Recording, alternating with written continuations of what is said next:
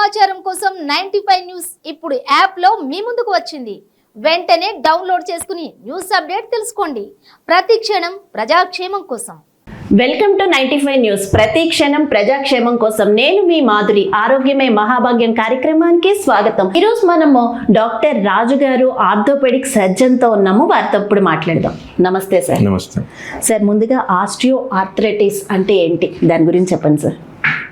Osteo arthritis అంటే మన age పెరుగుతున్న కొద్దీ మన బోన్స్లో వచ్చే చేంజెస్. బోన్స్లో అంటే ఎస్పెషలీ జాయింట్స్లో వచ్చే చేంజెస్. ఓకే. ఏజ్ పెరిగినప్పుడు మనం యంగ్గా ఉన్నప్పుడు జాయింట్ అరుగుతూ ఉన్న కొద్దీ అది బాడీ రీప్లేస్ చేస్తూ ఉంటుంది. సో ఒక సర్టన్ ఏజ్ వచ్చిన తర్వాత అరిగేది ఫాస్ట్గా ఉంటుంది, బాడీ రిపేర్ చేసే మెకానిజం స్లోగా ఉంటుంది. దానివల్ల మోకాలు అరిగిపోవడాన్ని ఆస్టియో ఆర్థరైటిస్ అంటాం. ఓకే. అదే ఆస్టియో ఆర్థరైటిస్ వాళ్ళకి ఎలాంటి టైంలో మోకాళ్ళ మార్పిడి అవసరం అంటారు? ఆస్టియో ఆర్థరైటిస్ అంటే మనం మోకాలు మార్పిడి బేసిక్గా చేసేది బోన్ అరిగిపోయినందుకు కాదు, పేషెంట్కి పెయిన్ తగ్గించడానికి. సో బోన్ అరగడం వల్ల వాళ్ళు నడిచిన ప్రతిసారి బోన్ ఎండ్స్ అంటే బోన్కి ఒక ప్రొటెక్టివ్ కవర్ ఉంటుంది, కార్టిలేజ్ అని. అది అరిగిపోయి బోన్స్ ఎక్స్పోజ్ అయ్యి అవి ఒకదానికి ఒకటి రాసుకోవడం వల్ల పెయిన్ స్టార్ట్ అవుతుంది. సో ఈ పెయిన్ తగ్గించడానికే మనం మోకాళ్ళ మార్పిడి అనేది చేస్తాము. బోన్ అరిగిపోవడానికి మనం చేయము. కొంతమందికి బోన్ ఎక్కువ అరిగినా కూడా పెయిన్ తక్కువ ఉంటుంది, వాళ్ళకి మనం మోకాళ్ళ మార్పిడి చేయము. సో పెయిన్ కోసం మాత్రమే చేస్తాము. పేషెంట్ వాళ్ళ డైలీ యాక్టివిటీస్ చేయలేకపోతున్నారు, కొంచెం దూరం నడవలేకపోతున్నారు, కూర్చోలేకపోతున్నారు, అట్లాంటి టైంలో వాళ్ళకి మాకు ఒక బెటర్ లైఫ్ కావాలి, బెటర్ యాక్టివిటీస్ కావాలి అన్నప్పుడు మాత్రమే మేము జాయింట్ రీప్లేస్మెంట్ అనేవి చేస్తాం. ఓకే. అంటే ఈ మోకాళ్ళ మార్పిడి చేసుకున్న తర్వాత ఎన్ని రోజులు టైం పడుతుంది అంటారు వాళ్ళు నార్మల్గా నడవడానికి? నార్మల్గా నడవడానికి అయితే అట్లీస్ట్ అంటే మనం మోకాళ్ళ మార్పిడి చేయడానికి చేసే కట్స్ ఉంటాయి కదా, అవి మారడానికి ఒక 10 days పడుతుంది. దాని తర్వాత వాళ్ళు పెయిన్ ఫ్రీగా నడవగలరు. కానీ మోకాళ్ళ మార్పిడి అయిన రోజు నుంచి నడిపేయడం స్టార్ట్ చేస్తాం. కాకపోతే ఆ సర్జరీ పెయిన్ అనేది కొంచెం ఉంటుంది, అది తగ్గడానికి ఒక 10 days పడుతుంది. వితౌట్ వాకర్ సపోర్ట్ ఏం లేకుండా ఒక 10-15 daysలో వాళ్ళు నడగలుగుతారు, పెయిన్ లేకుండా. ఓకే.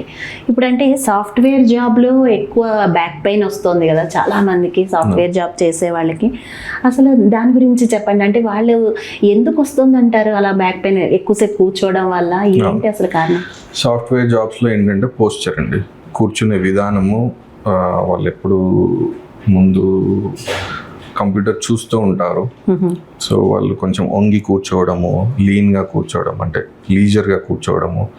సో బాడీ ఒక డిజైన్లో ఉంటేనే దాని మజిల్స్ అనేవి కరెక్ట్గా పనిచేస్తాయి. సో వాళ్ళు ఆ లీజర్గా కూర్చోవడం. ఇంకొకటి ఏంటంటే ఒకటే పొజిషన్లో చాలాసేపు ఉంటే ఏ మజిల్ అయినా కొన్ని మజిల్స్ మీద ఎఫెక్ట్ ఎక్కువ పడుతుంది, కొన్ని మజిల్స్ అసలు పని చేయకుండా అవి వీక్ అయిపోతూ ఉంటాయి.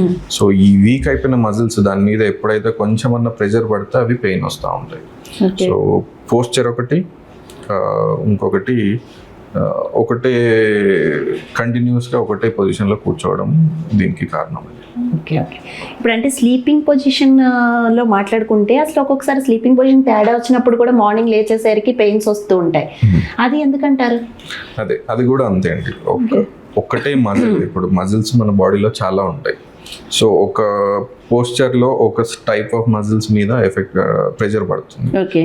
సో ఆ ప్రెషర్ రిలాక్స్ అవ్వకుండా అదే పొజిషన్లో గంటల తరబడి దాని మీద ఎఫెక్ట్ పడ్డప్పుడు ఆ మజిల్ స్పాజంలోకి వెళ్తుంది. స్పాజం అంటే అది ఆ వీక్నెస్ వల్ల అది ప్రొటెక్ట్ చేసుకోవడానికి బిగించుకుపోతుంది. ఆ స్పాజం వల్ల నొప్పి వస్తుంది. సో దానికి మళ్ళీ రెస్ట్ ఇవ్వాలి, మజిల్ రిలాక్సెంట్స్ అవసరం పడుతుండొచ్చు, టాబ్లెట్స్ కొన్ని. ఇవి చేస్తే ఆ మజిల్ పెయిన్ తగ్గుతుంది. బేసిక్గా ఇవన్నీ మజిల్ వీక్నెస్ ఉండడం వల్ల. సో మజిల్ మీద కొంచెం ప్రెషర్ పడ తట్టుకోక అవి పెయిన్కి గురి చేస్తూ ఉంటాయి. సో మన బాడీ ఫిట్గా ఉంచుకొని ఎప్పటికప్పుడు మజిల్స్ అన్ని స్ట్రాంగ్గా ఉంచుకుంటే ఈ ఇబ్బందులు. అంటే మజిల్ స్ట్రాంగ్గా ఉంచుకోవాలి అంటే ఏం చేయాలంటారు? అసలు ఎలాంటి ప్రికాషన్స్ తీసుకోవాలి? రెగ్యులర్ ఎక్సర్సైజ్ అండి. సెడెంటరీ లైఫ్ ఎక్కువ అయిపోయింది ఈ మధ్యలో మనకి. ఒకటే దగ్గర కూర్చోవడము, ఫిజికల్ యాక్టివిటీస్ లేకపోవడము, ఒబేసిటీ అంటే స్థూలకాయం, ఇవన్నిటి వల్ల ఏమవుతుందంటే మన బాడీ ఉండాల్సిన కాంపోజిషన్లో కాకుండా వేరే వేరే పోస్చర్స్ ఎక్కువయ్యి అంటే Okay. అబ్నార్మాలిటీస్ ఎక్కువయ్యి ఇవన్నీ వస్తూ ఉంటాయి. సో రెగ్యులర్గా వ్యాయామం చేసుకోవడము, మంచి ఆహారం తింటాము, బాడీని ఫిట్గా ఉంచుకోవడం ఇంపార్టెంట్. అదే ఇప్పుడు అంటే చాలా మందికి కాళ్ళ నొప్పులు ఎక్కువగా వస్తున్నాయి, డాక్టర్స్ దగ్గరికి వెళ్తుంటే విటమిన్ డి డెఫిషియన్సీ అని చెప్తున్నారు. అసలు దానికి ఏం చేయాలంటారు? ఎందుకు కారణం? నిజంగా విటమిన్ డి డెఫిషియన్సీ వల్లేనా ఆ కాళ్ళ నొప్పి? అవునండి, విటమిన్ డి డెఫిషియన్సీ వల్ల యాక్చువల్గా విటమిన్ డెఫిషియన్సీ మన బాడీ, విటమిన్ డి చాలా ఇంపార్టెంట్ మన బాడీకి. మన బాడీ విటమిన్ డి అనే హార్మోన్ యూజ్ చేసుకొని మనం తినే ఆహార పదార్థాల్లో నుంచి కానీ కిడ్నీలో నుంచి కానీ కాల్షియంని మళ్ళీ తిరిగి అబ్జర్వ్ చేసుకుంటా ఉంటుంది, మన బోన్స్కి కావాల్సిన కాల్షియం. అదే లేనప్పుడు కాల్షియం తక్కువ అవుతూ ఉంటుంది బాడీలో. కానీ బాడీ ఎప్పుడు కాల్షియం బ్లడ్లో తక్కువ ఉంచుకోవడానికి చూడదు. అదేం చేస్తుందంటే బోన్లో ఉన్న కాల్షియం తీసి బ్లడ్లో పెడతా ఉంటుంది. సో దానివల్ల బోన్స్ వీక్ అయి బోన్ పెయిన్స్ రావడము ఇలా జరుగుతూ ఉంటుంది. విటమిన్ డి డెఫిషియన్సీస్లో బోన్ పెయిన్స్ ఎక్కువ ఉంటాయి. అవునా? ఓకే. ఇప్పుడు అంటే ఆస్టియోపొరోసిస్ అంటే ఏంటి, వాటి వల్ల కలిగే నష్టాలు ఏంటో చెప్పండి సార్. ఆస్టియోపొరోసిస్ అంటే అదే అండి, ఇప్పుడు విటమిన్ డి డెఫిషియన్సీ అయినా అంటే బేసిక్ ఆస్టియోపొరోసిస్లో సినైల్ ఆస్టియోపొరోసిస్ అని ఒకటి ఉంటుంది. సినైల్ అంటే ఒక ఏజ్ అబోవ్ 50 ఫీమేల్స్కి అయితే, అంటే నెలసరి ఆగిన తర్వాత నుంచి, మేల్స్కి అబోవ్ 55 or 60. దాని తర్వాత బాడీ కాల్షియంని అబ్జర్వ్ చేసుకునే తత్వాన్ని తగ్గిపోతుంది బాడీకి. సో ఆ టైంలో మనకి బ్లడ్లో కాల్షియం కావాలి. నార్మల్గా బాడీ అవయవాలు పనిచేయడానికి కాల్షియం ఇంపార్టెంట్. సో దాన్ని అయితే కాంప్రమైజ్ చేయలేదు బాడీ. అప్పుడు ఏం చేస్తుంది, బోన్లో ఉన్న కాల్షియాన్ని తీసుకొని బ్లడ్లో వేస్తూ ఉంటుంది. సో బోన్స్ ఒక డెన్సిటీ ఉండాల్సినది పలచబడిపోతూ ఉంటాయి. దాన్ని ఆస్టియోపొరోసిస్ అంటాం. ఆస్టియోపొరోసిస్ వల్ల అనర్థాలు ఏంటంటే ఆ పలచబడిపోవడం వల్ల ఇప్పుడు మనం చూస్తూ ఉంటాం పెద్దవాళ్ళు నిల్చొని కింద పడి ఫ్రాక్చర్స్ అవుతూ ఉంటారు. నార్మల్గా యంగ్ పేషెంట్స్లో అయితే అట్లా అవ్వదు, ఎందుకంటే వాళ్ళ బోన్స్ పలచబడిపోయి ఉంటాయి కాబట్టి ఆస్టియోపొరోసిస్ అనే కండిషన్ వల్ల. సో దానివల్ల ఈజీ ఫ్రెజిలిటీ ఫ్రాక్చర్స్ అంటాము, అది వస్తూ ఉంటుంది. అసలు ఇది వరకు రోజుల్లో అంటే చాలా స్ట్రాంగ్గా ఉండేవారు, కానీ ఇప్పుడు అంటే 60 ఏళ్ళకి మోకాళ్ళ నొప్పులు వస్తున్నాయి అనేవారు. కానీ ఇప్పుడు చూసుకుంటే చిన్నపిల్లలకు కూడా, యంగ్గా ఉన్న వాళ్ళకి కూడా మోకాళ్ళ నొప్పులు వస్తున్నాయి. ఎందుకంటారు అలాగా? అదే అంటే ఫిజికల్ యాక్టివిటీ ఒకటి. ఇప్పుడు ఎక్కువ జాయింట్ ఉందంటే దాని చుట్టూ మజిల్స్ ఉంటాయి. సో ఆ మజిల్స్ అనేవి ఈ జాయింట్కి సపోర్ట్ చేస్తూ ఉంటాయి. సో మజిల్స్ స్ట్రాంగ్గా ఉంటే జాయింట్ మీద ప్రెషర్ ఎక్కువ పడకుండా ఉంటుంది. సో ఈ మజిల్ వీక్నెస్ వల్ల జాయింట్స్ మీద ఎక్కువ ప్రెషర్ పడి సో జాయింట్స్ ఎఫెక్ట్ అవ్వడం. అండ్ యంగ్ పేషెంట్స్లో ఇప్పుడు సన్లో తిరిగే వాళ్ళు తక్కువయ్యారు. సో విటమిన్ డి డెఫిషియన్సీ నార్మల్గానే ప్రతి పేషెంట్లో, ప్రతి ఇండివిజువల్లో ఉంటుంది. ఎస్పెషలీ నా దగ్గరకు వచ్చిన వాళ్ళు అయితే ప్రతి 1 in 4 or 5 మెంబర్సే నార్మల్గా ఉంటుంది. సో 5 మెంబర్స్లో చూసుకుంటే 4కి విటమిన్ డి డెఫిషియన్సీ ఉంటుంది. ఈ vitamin D deficiency, vitamin D అనేది బోన్స్కే కాదు కార్టిలేజ్ కూడా ఇంపార్టెంట్. సో ఈ కార్టిలేజ్ కూడా మెత్తగా అవ్వడము. సో ఈ స్ట్రాంగ్గా ఉండాల్సిన కార్టిలేజ్ మెత్తగా అవ్వడం వల్ల చిన్న యాక్టివిటీస్ వల్ల పెయిన్స్ వస్తూ ఉంటాయి యంగ్ పేషెంట్స్లో కూడా. ఇంకొకటి ఏంటంటే మళ్ళీ అదే సెడెంటరీ లైఫ్. సో ఎక్కువ ఫిజికల్ యాక్టివిటీ లేకపోవడము, ఎక్సర్సైజెస్ లేకపోవడము, దీనివల్ల కూడా బాడీ మార్ఫాలజీ ఆల్టర్ అవుతూ ఉంటుంది. నార్మల్గా ఉండాల్సిన బాడీ ఈజ్ క్రియేటెడ్, అంటే బాడీ ఇట్లా ఉండాలని క్రియేట్ చేసిందని మనం మారుస్తూ ఉన్నాం మన యాక్టివిటీస్ వల్ల, మన పని చేయకపోవడం వల్ల. సో దానివల్ల బాడీలో ఉన్న అవయవాలు కూడా మారుతూ ఉంటాయి. అంటే కొంతమందికి మెట్లు ఎక్కినప్పుడు దిగినప్పుడు కూడా వస్తుంటుంది కదా, దిగేటప్పుడు కొంతమందికి, ఎక్కేటప్పుడు కొంతమందికి వస్తాయి. అది కొన్ని లిగమెంట్స్ ఉంటాయి నీలో, ఏసిఎల్ పిసిఎల్ అంటాము. అవి ఏమన్నా డెఫిషియెంట్ ఉన్నా, అవి ఏమన్నా కట్ అయిపోయినా వాళ్ళల్లో కొన్ని లిగమెంట్స్ వల్ల ఎక్కేటప్పుడు వస్తుంది, కొన్ని లిగమెంట్స్ వల్ల దిగేటప్పుడు. కానీ కామన్గా ఎక్కినప్పుడు దిగినప్పుడు వచ్చేది మాత్రం ఆస్టియోఆర్థరైటిస్లో. మోకాళ్ళు అరిగిపోతే మీరు ఎక్కినా దిగినా వస్తుంటుంది. సో మోకాళ్ళు గట్టిగా ఉన్నంత వరకు మీరు ఎంత ఫిజికల్గా ఏం యాక్టివిటీ చేసినా ఏమి ఇబ్బంది ఉండదు. సో మనం మోకాళ్ళు ఆర్ జాయింట్స్ కరెక్ట్గా ఉండాలి అంటే మనం దానికి సరిపడా వ్యాయామం కూడా చేసుకుంటూ ఉండాలి. ఓకే, గౌట్ గురించి మాట్లాడుకుంటే అసలు గౌట్ అంటే ఏంటి సార్? దాన్ని ఎలా గుర్తుపట్టాలి? ప్రతి బాడీలో యూరిక్ యాసిడ్ అనేది ఉంటుంది. సో అది కొంత మోతాదులోనే బాడీలో ఉండాలి. మిగతాదంతా కిడ్నీ దాన్ని బయటికి పంపిస్తూ ఉంటుంది. కానీ కొంతమందికి యూరిక్ యాసిడ్ ఎక్కువ అవ్వడం వల్ల అయినా లేదంటే వాళ్ళ కిడ్నీ బయటికి పంపించలేకపోయినా యూరిక్ యాసిడ్ అనేది బాడీలో ఎక్కువ అయిపోతుంది. ఈ యూరిక్ యాసిడ్ ఎక్కువ అయినప్పుడు అది ఏం చేస్తుంది అంటే చిన్న చిన్న క్రిస్టల్స్ లాగా ఫామ్ అవుతుంది. ఓకే. ఫామ్ అయ్యి అవి యూజువల్గా జాయింట్స్లోకి వెళ్ళి కూర్చుని అక్కడ జాయింట్స్ని దెబ్బతీస్తూ ఉంటాయి. సో ఇది గౌట్. కానీ యూజువల్గా గౌట్ ఏంటంటే ఏదో ఒక జాయింట్ని ఎఫెక్ట్ చేస్తుంది నార్మల్గా. అది మెయిన్గా కాళ్ళ పాదంలో ఉన్న బొట్టనవేలు దగ్గర యూజువల్గా ఎఫెక్ట్ చేస్తుంది. కానీ అది దానికే రిస్ట్రిక్టెడ్ కాదు. నీ ఒకసారి ఎల్బో ఒకసారి ఇట్లా వేరే జాయింట్స్ కూడా, కానీ యూజువల్గా ఒకటే జాయింట్ ఇన్వాల్వ్ చేస్తుంది. సో ఒక జాయింట్ స్వెల్ అయింది, ఒక జాయింట్ ముట్టుకున్న నొప్పిగా ఉంది. ఒక్కొక్కసారి ఏమవుతుందంటే కాళ్ళ వేల్లో బొటన్ వేల్లో అయినప్పుడు ఇక బెడ్షీట్ తగిలినా కూడా నొప్పిగా ఉంటుంది. సో అది ఒక జాయింట్ స్వెల్ అయింది, రెడ్గా ఉంది, ముట్టుకొని ఇవ్వట్లేదు, ఫీవర్ లేదు. మళ్ళీ ఫీవర్ ఉంటే ఇన్ఫెక్షన్ అయ్యే ఛాన్సెస్ ఉంటుంది. ఫీవర్ లేదు అన్నప్పుడు దీన్ని గౌట్ అనుకోవచ్చు. దానికి కొన్ని టెస్ట్స్ ఉంటాయి, చేసుకొని దానికి సంబంధించిన మెడిసిన్స్ వాడుకుంటే సరిపోతుంది. కానీ అట్లా అని ప్రతి జాయింట్ రెడ్గా ఉండి పెయిన్ఫుల్గా ఉన్నాయని గౌట్ కాదు. ఇన్ఫెక్షన్ కూడా అయి ఉండొచ్చు. ఇన్ఫెక్షన్ అయితే అది ఇంకా టెస్ట్లు అంటే ఏ టెస్ట్లు ఉంటాయి అంటారు? బ్లడ్ టెస్ట్ ఉంటాయి. Blood test. ఇప్పుడు ఇవన్నీ ఎక్స్రేలో తెలిసేవి. గౌట్ అక్యూట్ గా అంటే ఫస్ట్ టైం వచ్చిన ఫ్లేర్ అప్ అట్లాంటిది ఎక్స్రేలో కనిపించదు. ఓకే, ఇది బ్లడ్ టెస్ట్ లోనే తెలుస్తుంది. ఒక క్రానిక్ గౌట్స్ అంటాం. ఆల్రెడీ జాయింట్ ఇక్కడ గౌట్ అక్కడ కూర్చొని దాని జాయింట్ ని తినేసి ఉన్నప్పుడు అప్పుడు ఎక్స్రేలో కనిపిస్తుంది. ఓకే. కానీ మనం అట్లాంటి కండిషన్ వచ్చినప్పుడు ఇది గౌట్ అని మనకు కరెక్ట్ గా ఫస్ట్ టైం తెలియదు కాబట్టి ఎక్స్రే అయితే తీసి చూస్తాం.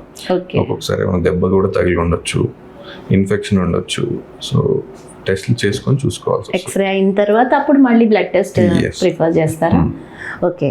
అలాగే ఫ్రాక్చర్స్కి ఎప్పుడు కట్లు కట్టాలి, ఎప్పుడు సర్జరీ చేయాలి సార్? ఫ్రాక్చర్స్ రెండు రకాలు ఉంటాయండి బేసిక్గా చూసుకుంటే. ఓకే. ఒకటేమో జాయింట్లలో ఉంటాయి, ఓకే, ఇంకొకటేమో జాయింట్ కి దూరంలో ఉంటాయి. సో జాయింట్ లో ఏ ఫ్రాక్చర్ ఉన్నా ఖచ్చితంగా సర్జరీ చేసుకోవాలండి. ఎందుకంటే జాయింట్ ఎప్పుడు మోషన్ లో ఉంటుంది. సో అది కరెక్ట్ అలైన్మెంట్, కరెక్ట్ దాని ప్రపోర్షన్ లో ఉంటేనే మీకు ఆ జాయింట్ నొప్పి కాకుండా ఉంటుంది. సో జాయింట్ అనేది కరెక్ట్ గా ఎట్లా ఉండాలో అట్లానే ఉంటేనే మీకు నొప్పి కాకుండా ఉంటుంది. సో జాయింట్ అనేది ఖచ్చితంగా ఓపెన్ చేసి కరెక్ట్ గా అలైన్ చేసి సర్జరీ చేయాల్సి ఉంటుంది. బయటవి కొన్ని ఏరియాస్లో ఒకవేళ ఫ్రాక్చర్ అయ్యి చాలా దూరం వెళ్ళిపోయాయి, అప్పుడు దగ్గరికి పెట్టి సర్జరీ చేయాల్సి వస్తుంది. ఒక్కొక్కసారి దాన్ని సర్జరీ చేయకుండా కూడా మనం లాగి కూర్చోబెట్టి ప్లాస్టర్ వేసే ఛాన్సెస్ ఉంటాయి. సో ఒకసారి ఫ్రాక్చర్ అయినాక రిడక్షన్ అంటాము. రిడక్షన్ చేసినాక స్టేబుల్గా ఉందంటే ప్లాస్టర్ వేస్తే సరిపోతుంది. రెడ్యూస్ చేసినాక కూడా స్టేబుల్గా లేదనుకోండి, అప్పుడు మనం దాన్ని స్టేబుల్ చేయడానికి సర్జరీ చేయాల్సి ఉంటుంది. సో ఏ ఫ్రాక్చర్ ఒకవేళ మనం ప్లాస్టర్ వేసినా లేదంటే సర్జరీ చేసినా ఫ్రాక్చర్ హీల్ అవ్వడానికి మినిమం 6 weeks పడుతుందండి. ఓకే. మనం ఇందాక ఆస్టియోఆర్థరైటిస్ గురించి మాట్లాడుకున్నాము. అసలు రుమటాయిడ్ ఆర్థరైటిస్, ఆస్టియోఆర్థరైటిస్ని ఎలా డిఫరెన్షియేట్ చేస్తారు? ఆస్టియోఆర్థరైటిస్ అంటే wear and tear. Wear and tear అంటే మనం వాడి అరిగిపోవడంని ఆస్టియోఆర్థరైటిస్ అంటే. రుమటాయిడ్ ఆర్థరైటిస్ అంటే జాయింట్లో ఉన్న ప్రాబ్లం వల్ల రుమటాయిడ్ ఆర్థరైటిస్ వస్తుంది. ఆస్టియోఆర్థరైటిస్ యూజువల్గా ఎల్డర్లీ ఏజ్ పైన ఉన్న వాళ్ళకే వస్తుంది యూజువల్గా. కానీ రుమటాయిడ్ ఆర్థరైటిస్ యంగ్ ఏజ్లో స్టార్ట్ అవుతుంది. రుమటాయిడ్ ఆర్థరైటిస్ అంటే మన జాయింట్లో సైనోవియం అని ఉంటుందండి. ఒక పొర ఉంటుంది లోపల. ఆ పొర మీద మన యాంటీబాడీస్, కొంతమందిలో ఉండే యాంటీబాడీస్ మన జాయింట్ మీదే యాక్ట్ అవుతుంది. సో దానికి వెళ్ళి డ్యామేజ్ చేయడం వల్ల వచ్చేది రుమటాయిడ్ ఆర్థరైటిస్.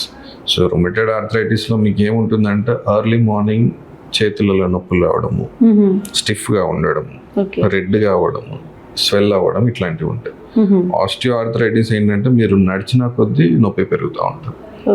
ఇది అట్లా. రుమటాయిడ్ ఆర్థరైటిస్లో మీరు రెస్ట్లో ఉన్నప్పుడు పెయిన్ పెరుగుతుంది, కొంచెం మూమెంట్స్ అవి చేయగానే పెయిన్ తగ్గుతూ ఉంటుంది. సో బేసిక్ డిఫరెన్స్ ఉంటుంది. ఓకే. అయితే ఇప్పుడు ఈ మధ్యకాలంలో అంటే కాల్షియం టాబ్లెట్స్ ఎక్కువగా వాడుతున్నారు. 30 తర్వాత కాల్షియం వాడాలి అని చెప్పి చాలామంది లేడీస్ అయితే ఎక్కువే వాడుతున్నారు. అసలు దానివల్ల ఏమైనా సైడ్ ఎఫెక్ట్స్ ఉంటాయంటారా కాల్షియం ఎక్కువ వాడడం వల్ల? ఇంకొకటి కాల్షియం ఒక్కసారి ఆడవాళ్ళలో అయితే నెలసరి ఆగిపోయిన తర్వాత, మగవాళ్ళలో అయితే 60 తర్వాత డైలీ వాడటం అవసరం. ఓకే. ఎందుకంటే నోటి ద్వారా తీసుకునే కాల్షియం అబ్జార్ప్షన్ తక్కువ ఉంటుంది. ఓకే. సో వాళ్ళకి సప్లిమెంటరీ బయట నుంచి అవసరం పడుతుంది.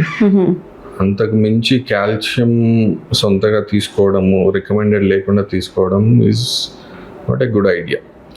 కాకపోతే కాల్షియం ఎక్కువ తీసుకోవడం వల్ల గ్యాస్ట్రైటిస్ వచ్చే ఛాన్సెస్ ఉంటుంది. కడుపులో మంట,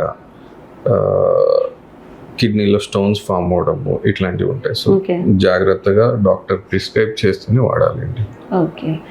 యాక్చువల్గా ఈ మధ్యకాలంలో అయితే మెడికల్ ప్రిస్క్రిప్షన్ లేకుండా టెక్నాలజీ కూడా బాగా పెరిగిపోయింది కదా. గూగుల్లో కూడా వెతికేసుకునో లేదంటే మెడికల్ షాప్లో అడిగో పెయిన్ కిల్లర్స్ తెచ్చేసుకుంటున్నారు. అసలు వాటి వల్ల వచ్చే అనర్థాలు ఏంటి సార్? పెయిన్ కిల్లర్స్లో మెయిన్గా మనకి దొరికేవి ఎనిసైడ్స్ అని ఉంటాయండి. ఆ ఎనిసైడ్స్ అనేవి కిడ్నీ మీద చాలా డెలిటోరియస్ ఎఫెక్ట్స్, అంటే ప్రమాదకరమైన ఎఫెక్ట్స్ ఉంటాయి. సో అది మేము ఓన్లీ 3 or 4 days కంటే ఎక్కువ ఇయ్యం. ఎప్పుడైనా ఫ్రాక్చర్స్ అయినప్పుడు ఇనీషియల్గా పెయిన్ తగ్గించడానికి మాత్రమే ఇస్తాం. అవి అంతకు మించి వాడుతుంటే కిడ్నీలు అయితే పాడైపోతాయి. చాలామంది పేషెంట్స్ ఇవి తెలియక మెడికల్ షాప్కి వెళ్ళి తీసుకొని చాలా రోజులు అట్లే వాడి కిడ్నీలు పాడు చేసుకుని వచ్చే వాళ్ళని చాలా చూస్తూ ఉంటాం. సో పెయిన్ కిల్లర్స్ వాడటానికి ఒక స్ట్రిక్ట్గా ఎవరు సొంతంగా వాళ్ళు కాకుండా డాక్టర్ ప్రిస్క్రిప్షన్తో వాడటం చాలా మంచిది. Okay. Thank you so much sir. Arthritis గురించి చాలా చక్కగా చాలా డీటెయిల్డ్గా చెప్పారు. Thank you. ఓకే వ్యూయర్స్, మీకు కనుక మరిన్ని డౌట్స్ ఉంటే ఈ ఆర్థరైటిస్ మీద స్క్రీన్పై కనిపిస్తున్న నెంబర్లకు కాల్ చేసి డాక్టర్ రాజు గారితో మాట్లాడచ్చు.